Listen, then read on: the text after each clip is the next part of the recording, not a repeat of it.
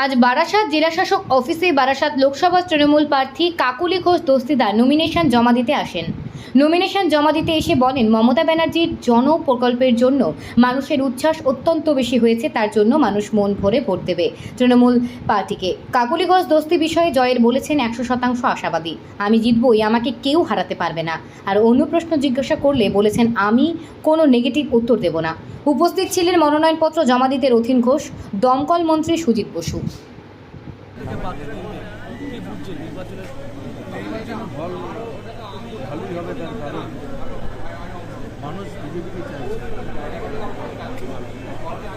দ্রব্যমূল্য বৃদ্ধি, বেকারত্ব দেশে,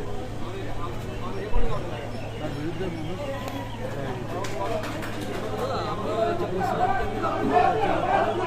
দায়িত্বে আছে।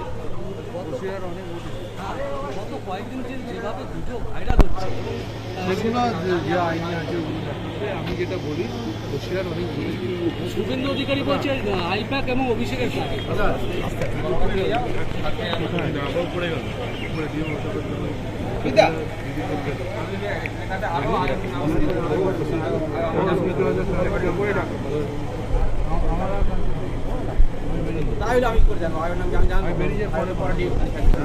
একটা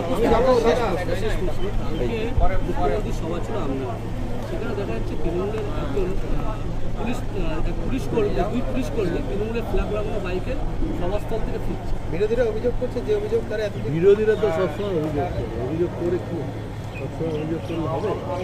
বিরোধীরা রাস্তায় তাদের লড়াই করতে হবে, তারা পারে না, তারা যখন হেরে যায় তখন এই পুলিশের তৃণমূলের ফ্ল্যাগ লাগানো বাইকের আমি তো দেখি